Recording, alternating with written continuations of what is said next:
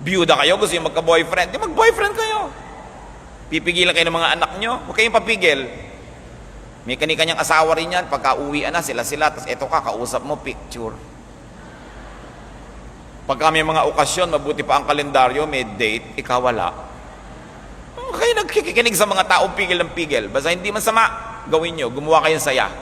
Pag nagpantay na inyong paa, humarap na kayo sa Diyos, ipagsusulit nyo, anong ginawa mo sa buhay mo? Nagmukmo ka ba? O pinasaya mo buhay?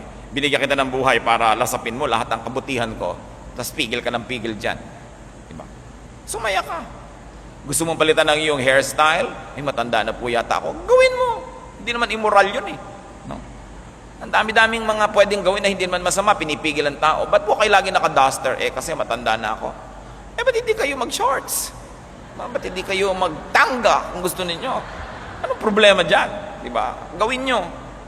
Meron pa gusto ko na po mga makatapos ng college, kaya lang 16 na ako. Gawin mo. Ba't di mo gawin? Eh, ikakasaya mo pala yan. No?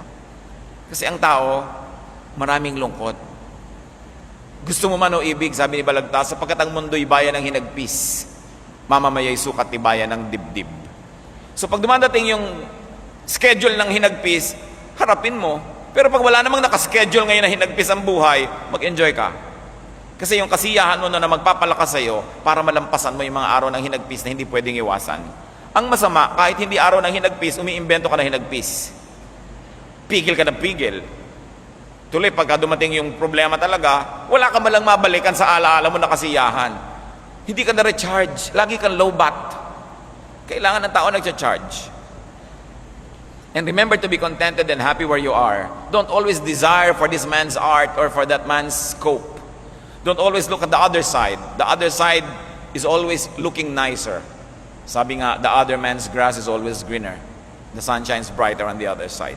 At kung hindi kayo agree, pag nasa restaurant kayo, tingnan nyo yung in-order ng kabilang mesa, laging mukhang mas masarap kesa sa in-order nyo. Kung ano yung nakahain sa inyo, yun ang na-afford nyo, enjoy it. No? Huwag tayong greedy.